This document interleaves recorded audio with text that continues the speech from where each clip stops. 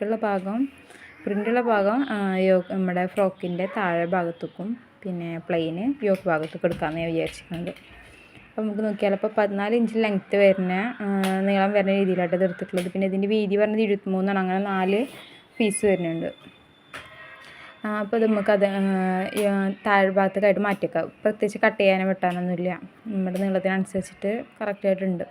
നമുക്ക് യോക്കിൻ്റെ അളവിലാണ് നമുക്കൊന്ന് ഷോൾഡറും കൈക്കുഴിയൊക്കെ ഒന്ന് കട്ട് ചെയ്യാനുള്ളത്. അതിനിതേ ഈ തുണി എടുത്തിരിക്കുന്നത്. അപ്പോൾ ആദ്യം ഇതിനൊന്ന് 4 മടക്കിയിടാം. ഇതൊരു 3 വയസ്സായ കുട്ടിയുടെ അളവായിട്ടാണ് ഞാൻ ചെയ്യണത്. അപ്പോൾ ഇത് ഇങ്ങനെ മടക്കിയത് കാണുന്നില്ല ക്ലിയറായിട്ട്. അപ്പോൾ ഇതിങ്ങനെ മടക്കി വെച്ചിട്ട് 4 ഇഞ്ചാണ് ഞാൻ ഷോൾഡർ കൊടുക്കുന്നത്. 4 ഇഞ്ച് ഷോൾഡർ ഇപ്പോൾ നമ്മൾ തയ്യൽ തുമ്പൊക്കെ കൂട്ടിയിട്ട് 4.5 ഇഞ്ച് എടുക്കുന്നുണ്ട് കേട്ടോ. അതേപോലെ തന്നെ 4.5 ഇഞ്ച് കൈക്കുഴി എടുക്കുന്നുണ്ട്. അപ്പം എൻ്റെ കയ്യിൽ സ്കെയിലൊന്നുമില്ല. ഞാൻ ടാപ്പ് വെച്ചിട്ട് കൈ വെച്ചിട്ട് ഇങ്ങനെ വരക്കണം. അതൊക്കെ 5 ഇഞ്ചാണ് ചെസ്റ്റ് വരുന്നത്. അപ്പോൾ അതിൽ കൂടെ 2 ഇഞ്ച് കൂട്ടിയിട്ട് 7 ഇഞ്ച് ഞാൻ ചെസ്റ്റ് എടുക്കുന്നുണ്ട്. തയ്യൽ തുമ്പൊക്കെ കൂടിയിട്ട് ആ 7 ഇഞ്ച് തന്നെയാണ് താഴത്തേക്ക് കൊടുക്കുന്നത് കേട്ടോ. അതായത് അരഭാഗത്തേക്കും ആ ഒരു ഇതിനാണ് എടുക്കുന്നത്. 3 വയസ്സായ കുട്ടിക്ക് പ്രത്യേകിച്ച് ഷേപ്പൊന്നും ഉണ്ടാവില്ലല്ലോ. പിന്നെ അത് 9 ഇഞ്ചിലാണ് യോക്ക് എടുക്കുന്നത്. തയ്യൽ തുമ്പും കൂട്ടിയിട്ട് 10 ഇഞ്ച് ലെങ്ത്ത് എടുത്തുണ്ട്. ഇനി നമുക്കിതൊന്ന് കട്ട് ചെയ്തെടുക്കാം കേട്ടോ.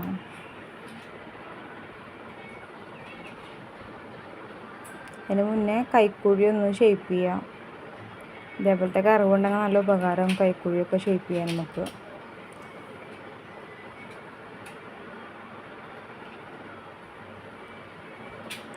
നെക്ക് 2.25 ഇഞ്ചിലാണ് ഞാൻ നെക്ക് എടുത്തിരിക്കുന്നത്. നെക്കിൻ്റെ വിടുത്ത്. അതേപോലെ താഴത്തെ ബാക്ക് നെക്ക് 3 ഇഞ്ചിലും ഫ്രണ്ട് നെക്ക് 3.5 ഇഞ്ചിലുമാണ് കേട്ടോ എടുത്തിരിക്കുന്നത്. അതിപ്പോൾ നമ്മുടെ ഇഷ്ടത്തിന് നമ്മുടെ അളവിനനുസരിച്ചിട്ട് നമുക്ക് മാറ്റം വരുത്താം. അതും നെക്കിൻ്റെ റൗണ്ട് ഈ കർവ് വെച്ചിട്ട് ചെയ്യുമ്പോൾ നമുക്ക് നല്ലൊരു ഷേപ്പ് കിട്ടും കേട്ടോ. ഈ കർവ് വെച്ചിട്ട് നമുക്ക് പല ഷേപ്പിലും ഇറക്കാം കേട്ടോ. റൗണ്ടിൻ്റെ തന്നെ പല ഷേപ്പുകൾ നമുക്ക് ഈ കർവ് വെച്ചിട്ട് ചെയ്യാം. ഇനി കട്ട് ചെയ്തതിൻ്റെ ശേഷം നമുക്ക് കൈക്കുഴിയും നെക്കും സെപ്പറേറ്റ് ആക്കാം.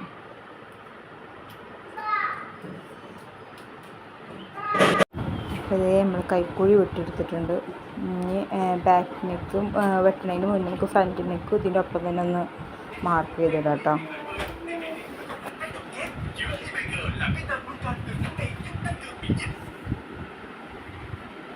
അതുപോലെ ഫ്രണ്ടിൻ്റെ കൈക്കുഴി ഒരു 4 ഇഞ്ച് കുഴിച്ച് വിട്ടിട്ടുണ്ട്.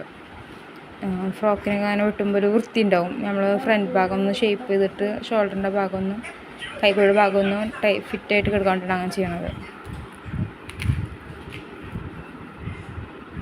ഇതേ ഫ്രണ്ട് നെക്ക് മാർക്ക് ചെയ്ത് വെച്ചിട്ടുണ്ട്. ആദ്യം ബാക്ക് നെക്ക് വെട്ടിയെടുത്തതിൻ്റെ ശേഷം ഉള്ളിന് പീസ് മാറ്റിയതിൻ്റെ ശേഷമാണ് പിന്നെ ഈ അളവിൽ നമ്മൾ ഫ്രണ്ട് നെക്ക് വെട്ടിയെടുക്കുക കേട്ടോ. അപ്പോൾ ആദ്യം തന്നെ ബാക്ക് നെക്ക് ഒന്ന് കട്ട് ചെയ്തെടുക്കാം നമുക്ക്.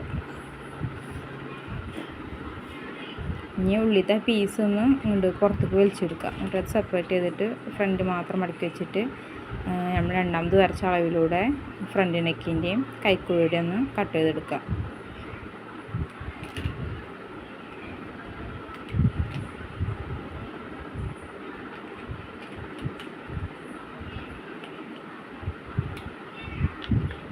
ഇപ്പോൾ ഫ്രണ്ടും ബാക്കും സെപ്പറേറ്റ് ആയിട്ടുണ്ട്. ഇനി നമുക്ക് വേണ്ടത് ബാക്കിൽ സിബ്ബോ കൊളത്തോ അതൊക്കെ ഓരോരുത്തരുടെ ഇഷ്ടമാണ്. നമുക്ക് ഏത് വേണമെങ്കിലും വെക്കാം. അതിന് മുന്നേ നമുക്ക് ഷോൾഡർ ഒരു 4 ഇഞ്ച് ചെരിച്ചൊന്ന് കട്ട് ചെയ്യണം കേട്ടോ. അതിനുണ്ട് ഇവിടെ ഞാൻ 1/2 ഇഞ്ചിൽ എടുത്തിട്ടുണ്ട്. നമ്മളെ അളവിനനുസരിച്ചിട്ട് എടുക്കുക. 4 ഇഞ്ച് എടുക്കുന്നവരുണ്ട്, 1/2 ഇഞ്ച് എടുക്കുന്നവരുണ്ട്. അതിൽ കൂടുതൽ എടുക്കുമെന്ന് എനിക്കറിയില്ല. ഞാൻ 1/2 ഇഞ്ച് വരെ എടുക്കൽ. ഇനിയിപ്പോൾ ഇത് രണ്ടും കട്ട് ചെയ്ത് ഒരുമിച്ച് വെച്ചിട്ടുണ്ട്. ഇനി ബാക്കിൻ്റെ കുളത്തിൻ്റെ ഇതിനാണ് കട്ട് ചെയ്യുന്നത്. അതിന് മുന്നേ നമുക്ക് ഇവരെ കഴുത്ത് മറിച്ചടിക്കാനുള്ള പീസ് എടുക്കാം. കഴുത്ത് മറിച്ചടിക്കാനുള്ള സ്ലീവിനുള്ളത് കട്ട് ചെയ്ത് എടുക്കാം നമുക്ക്. അപ്പോൾ അത് സ്ലീവിനെ അതങ്ങനെ മടക്കി വെച്ചിട്ടുണ്ട്. അതിന് സ്റ്റിച്ച് വരുന്ന ഭാഗം തന്നെ എടുത്തിട്ടുണ്ട്. അതാകുമ്പോൾ ആ ഭാഗം നമുക്ക് സ്റ്റിച്ച് ചെയ്യേണ്ട ആവശ്യമില്ലല്ലോ.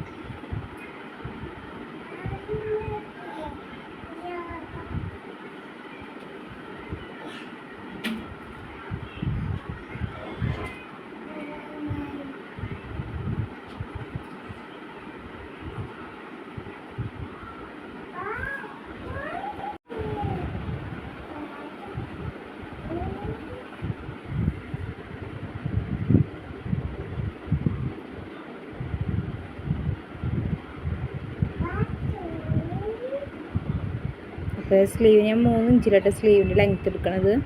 അപ്പോൾ അതെ 3 ഇഞ്ച് മാർക്ക് ചെയ്യുന്നുണ്ട്.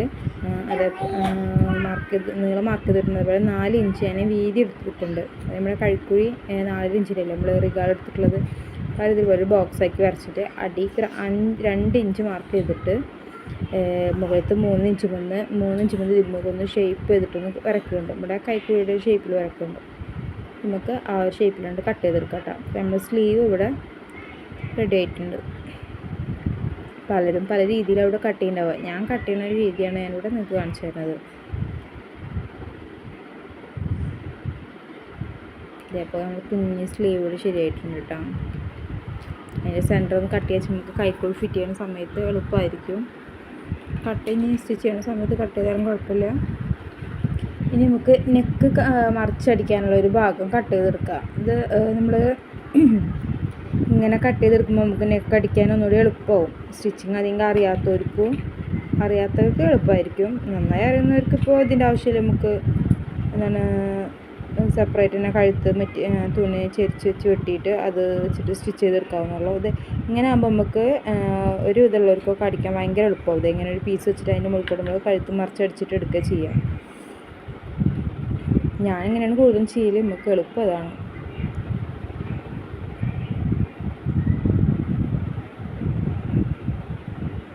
ഇങ്ങനെ ബാക്കിലേക്കും ഫ്രണ്ടിലേക്കുള്ള ഒരു ഭാഗമാണ് അളന്നിട്ട് വെച്ചതാണ് കേട്ടത്. നമ്മളെ ഇഷ്ടത്തിനനുസരിച്ചിട്ട് നമുക്ക് ലെങ്ത്ത് കൂട്ടും കുറക്കും ചെയ്യണ്ട. ഒരു പക്ഷേ യോക്കിന് ലൈനിങ് എന്നുള്ള രീതിക്ക് നമുക്ക് മറിച്ചടിച്ചിട്ട് കറക്റ്റ് ആ ഒരു അളവിൽ തന്നെ അതെടുക്കാം. പക്ഷേ എനിക്ക് അത്ര ലെങ്ത്ത് കിട്ടാത്ത കാരണം കൊണ്ട് ഞാൻ ഫുള്ളായിട്ട് എടുത്തിട്ടില്ല. ഒരു യോക്കിൻ്റെ ഒരു ഹാഫ് ഭാഗം വരെ മെറ്റീരിയൽ എടുത്തിട്ടുള്ളൂ കേട്ടോ. ഇതിങ്ങനെ വെച്ചിട്ട് മറിച്ചടിക്കുക. അതിന് പിന്നെ ബാക്കിൻ്റെ അവിടെ ബാക്ക് നെക്കിൻ്റെ സിബ് അല്ലെങ്കിൽ ഹുക്ക് വെക്കണമല്ലോ. അപ്പോൾ അതിന് വേണ്ടിയിട്ട് ഞാൻ ഒരു 2-2.25 ഇഞ്ചിലൊന്ന് മാർക്ക് ചെയ്ത് കൊടുക്കുന്നുണ്ട്. ഒരു കട്ടിങ് കൊടുക്കാൻ നമുക്ക് ഹുക്ക് വെക്കാൻ വേണ്ടിയിട്ട്.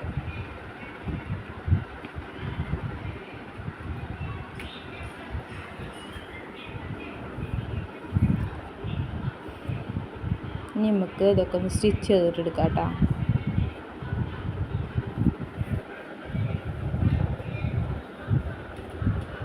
ആദ്യം തന്നെ ഫ്രണ്ടിനൊക്കെ സ്റ്റിച്ച് ചെയ്തെടുക്കാം.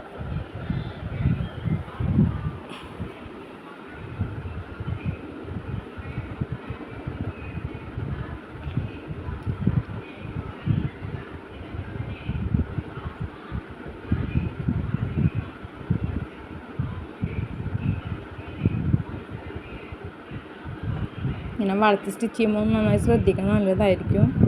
ബിഗിനേഴ്സിനാണ് കൂടുതൽ ബുദ്ധിമുട്ടുണ്ടാവുക. സ്റ്റിച്ചിങ് നന്നായി അറിയുന്നവർക്ക് ഇതൊന്നും പ്രശ്നമില്ല. പക്ഷേ ഞാൻ ബിഗിനറാണ് കേട്ടോ. അപ്പോൾ എനിക്കറിയുന്നത് നിങ്ങളുമായിട്ട് ഷെയർ ചെയ്യാന്നുള്ള രീതിയിലാണ് ഇപ്പോൾ ഞാൻ ഈ ഒരു വീഡിയോ ഇട്ടിരിക്കുന്നത്. ബിഗിനർ വെച്ചൊന്നും ഒട്ടും അറിയാകില്ല. പക്ഷേ സ്റ്റിച്ചിങ് പഠിച്ചിട്ടൊന്നുമില്ല. എൻ്റെ സ്വന്തം ഐഡിയയിൽ ചെയ്യണതാണ് കേട്ടോ ഇതൊക്കെ. അപ്പോൾ അതിൻ്റേതായ പോരായ്മകളൊക്കെ ഉണ്ടാവും. ഒട്ടും സ്റ്റിച്ചിങ് അറിയാത്തവർക്കാச்சுം എൻ്റെ വീഡിയോ ഉപകാരമായിരിക്കും.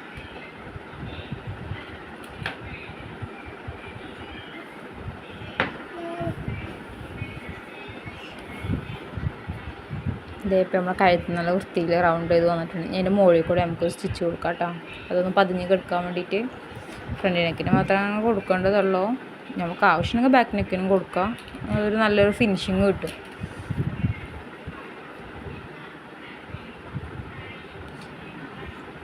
ഇനി ഇതൊക്കെ ഒന്ന് ലെവൽ ചെയ്ത് കട്ട് ചെയ്തിട്ട് എടുക്കാം കേട്ടോ. ബാക്കി ഒന്ന് എക്സ്ട്രാ വരുന്ന പീസുകളൊക്കെ അല്ലേ പുറത്തേക്ക് തള്ളി നിൽക്കുന്നത്, അതൊക്കെ ഒന്ന് കട്ട് ചെയ്തിട്ട് എടുക്കാം. ഞാൻ മാറ്റി നമുക്ക് ബാക്ക് നെക്കൊന്ന് അതേപോലെ തന്നെ ബാക്ക് നെക്ക് സ്റ്റിച്ച് ചെയ്തെടുക്കാം.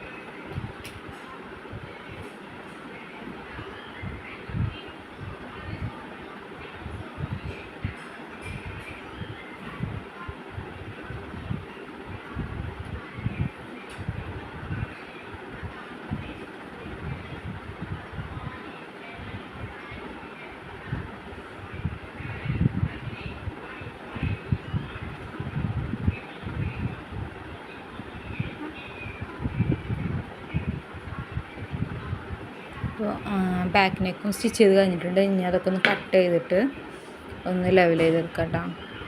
കട്ട് ചെയ്യുമ്പോൾ നന്നായി ശ്രദ്ധിക്കാൻ നന്നാവും. നമ്മൾ കട്ട് ചെയ്യുമ്പോൾ ജസ്റ്റ് ഒന്ന് അങ്ങോട്ടും ഇങ്ങോട്ടും കത്രിക നീങ്ങിയാൽ മതി. മെറ്റീരിയലിൻ്റെ ഉള്ളിലേക്ക് കടന്നു കഴിഞ്ഞ് കഴിഞ്ഞാൽ പിന്നെ വൃത്തികേടാവും. പിന്നെ നമ്മളെന്ത് ചെയ്തിട്ടും കാര്യമില്ല. അപ്പോൾ നന്നായി ഒന്ന് ശ്രദ്ധിച്ച് കട്ട് ചെയ്യണം.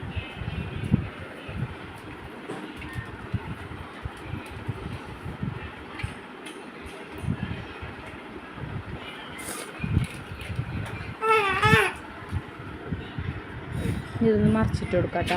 നന്നായി കൈ കൊണ്ടൊന്ന് കുഴിച്ച് കൊടുത്തു കഴിഞ്ഞാൽ ഭാഗമൊക്കെ അതിൻ്റെ മുക്കും മൂലൊക്കെ നമുക്ക് നല്ല വൃത്തിയിൽ ഇങ്ങോട്ട് കിട്ടും. കൈ കൊണ്ടൊന്ന് വിരിച്ചെടുക്കുക വെച്ചെങ്കിൽ ഒന്നുകൂടി വൃത്തിയായി കിട്ടും. ബാക്ക് ഭാഗം ഞാൻ സ്റ്റിച്ച് കൊടുക്കണില്ല കേട്ടോ. നിങ്ങൾക്ക് ആവശ്യമുള്ളൊരു അച്ഛൻ സ്റ്റിച്ച് കൊടുത്തില്ലെങ്കിലും നല്ല വൃത്തി തന്നെയാണ്. കാരണം മെറ്റീരിയൽ ഒതുങ്ങി കിടക്കുന്ന മെറ്റീരിയലാണ്.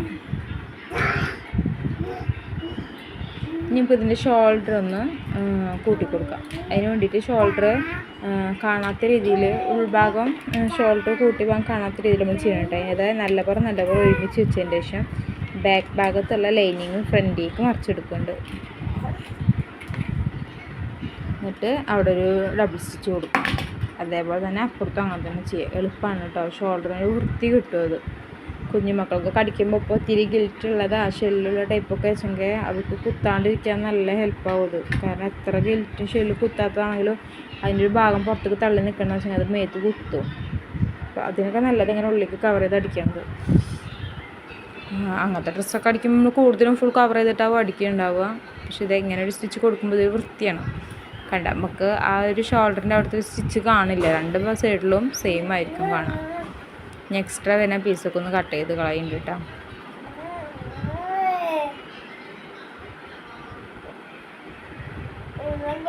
ഇനി നമുക്ക് സ്ലീവ് വെച്ച് കൊടുക്കാം.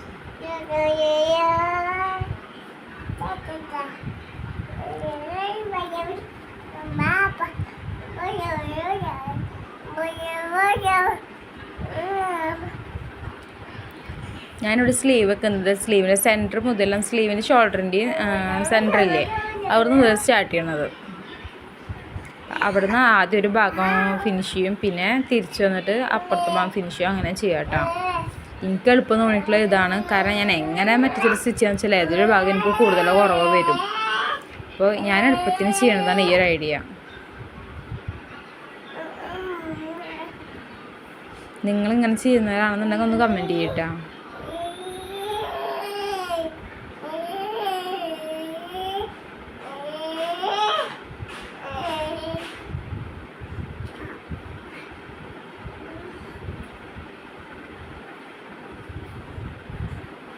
ഓവറായിട്ട് വലിച്ച് പിടിക്കാൻ നിൽക്കണ്ട കേട്ടോ. സ്ലീവ് അടിക്കുമ്പോൾ അപ്പം നമുക്ക് അളവ് തെറ്റും.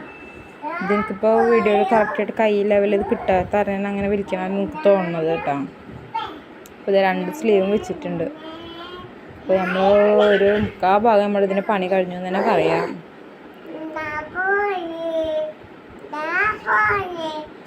ഇനി ഒരു ഭാഗത്ത് ഷേപ്പ് കൊടുത്തതിന് ശേഷം നമുക്കൊരു 3/4 ഭാഗം വരെ ഷേപ്പ് കൊടുക്കാം.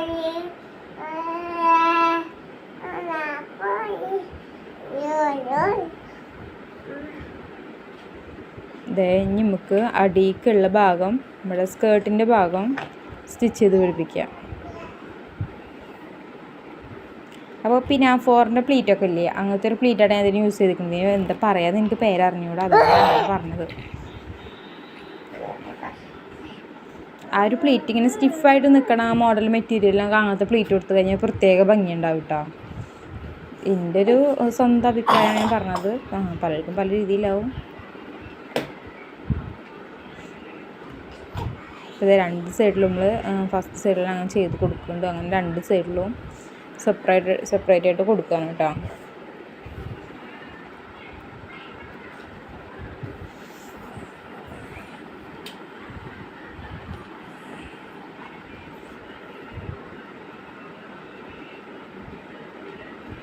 അപ്പോൾ നമുക്ക് ചെറുതായിട്ട് സ്റ്റിച്ചിങ്ങൊക്കെ അറിയാം, എന്നാൽ എനിക്ക് ഒട്ടും അറിയില്ല, എന്നെക്കൊണ്ട് പറ്റില്ല അങ്ങനെയൊന്നും ചിന്തിക്കണ്ട. അപ്പം നമ്മൾ വിചാരിക്കുകയാണ് എനിക്ക് ചെയ്യാൻ പറ്റുമെന്ന് വിചാരിക്കുക. നമുക്ക് എത്ര ചെയ്യാൻ പറ്റാത്ത അങ്ങനെ നമുക്ക് ചെയ്യാൻ പറ്റും കേട്ടോ.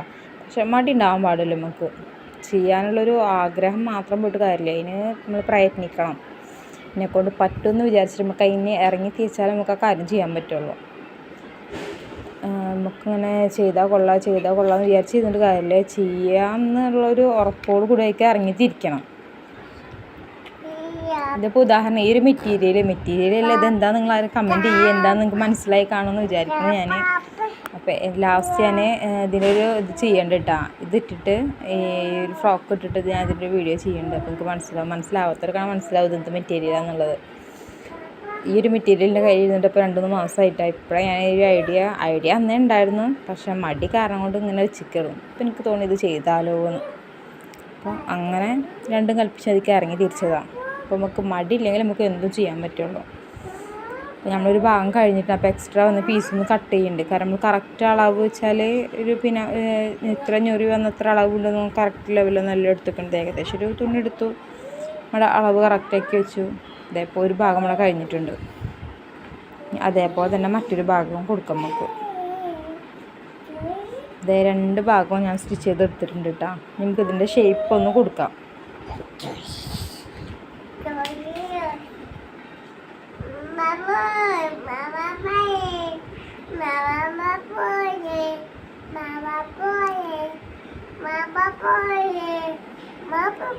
നമ്മളിതിന് വള്ളിയൊന്നും വെച്ച് കൊടുത്തിട്ടില്ല കേട്ടോ. അപ്പോൾ ഫ്രോക്കിനൊന്നും അങ്ങനെ വള്ളി കൊടുക്കണില്ല, കൊടുക്കാറില്ല. ഓരോരുത്തരുടെ ഇഷ്ടമാണ്, പക്ഷെ ഞാൻ വള്ളി കൊടുത്തിട്ടില്ല. നമ്മൾ ഏതാണ്ട് ഒരു ഷേപ്പിലാണ്ട് അടിച്ചെടുത്തേക്കാണ്.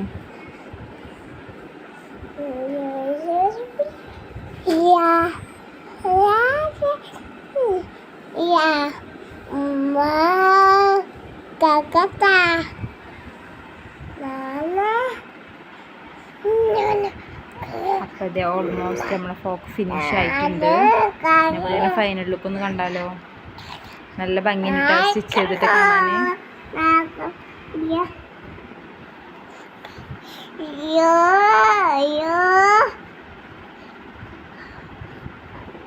ഇതേ നമ്മുടെ പ്ലീറ്റൊക്കെ നല്ല അടിപൊളിയൊരു വൃത്തിയിൽ വന്നിട്ടുണ്ട്. ഈ ഒരു മെറ്റീരിയൽ ഇതുകൊണ്ടാണെന്ന് അറിയില്ല, അടിച്ചത് നല്ല വൃത്തിയായിട്ട് എനിക്ക് തോന്നുന്നുണ്ട്. നിങ്ങൾക്ക് വീഡിയോ കാണുമ്പോൾ എങ്ങനെയാണെന്ന് അറിയില്ല, പക്ഷേ എനിക്ക് എൻ്റെ മൊത്തത്തിൽ എനിക്കൊന്നും നല്ല ഒരു ഇഷ്ടപ്പെട്ടിരിക്കണം. സ്റ്റിച്ച് ചെയ്ത സാധനം സ്വയം പുകഴ്ത്തല്ല കേട്ടോ, ഞാൻ മൊത്തത്തിലൊന്ന് പറഞ്ഞതാണ്. കണ്ട അടിപൊളിയായിട്ട് വന്നിട്ട് നല്ല കളർ കോമ്പിനേഷൻ ആയിട്ട് കേട്ടോ. അപ്പോൾ ഇത് എന്ത് മെറ്റീരിയലാണെന്ന് മനസ്സിലായവരൊന്ന്, എന്തിൻ്റെ മെറ്റീരിയൽ മനസ്സിലായവരൊന്ന് കമൻറ്റ് ചെയ്യണം കേട്ടോ. എത്ര പേർക്ക് മനസ്സിലായെന്ന് അറിയാലോ, ഈ മെറ്റീരിയൽ കാണാത്തൊരു കുറവുണ്ടാവുള്ളൂ. അപ്പോൾ ഇത് നമ്മുടെ ഫ്രോക്കിൻ്റെ ഫൈനൽ ലുക്ക് കാണിച്ചത്. അപ്പോൾ വീഡിയോ കണ്ട് ഇഷ്ടപ്പെട്ടിട്ടുണ്ടെങ്കിൽ എല്ലാവരും സബ്സ്ക്രൈബ് ചെയ്ത് സപ്പോർട്ട് ചെയ്യണേ. അതേപോലെ തന്നെ എല്ലാവരും സപ്പോർട്ട് ഉണ്ടാവുമെന്ന് വിചാരിക്കുന്നു. അപ്പോൾ താങ്ക് യു. പിന്നെ ഇതുപോലത്തെ വീഡിയോസ് വേണമെന്നുണ്ടെങ്കിൽ കമൻറ്റ് ചെയ്യട്ടോ. വീഡിയോക്ക് എന്ത് ഇത് അഭിപ്രായമാണെങ്കിലും നിങ്ങളത് കമൻറ്റ് ചെയ്യണേ. നല്ലതാണെങ്കിലും ചീത്തതാണെങ്കിലും കമൻറ്റ് ചെയ്യണം കേട്ടോ. Thank you.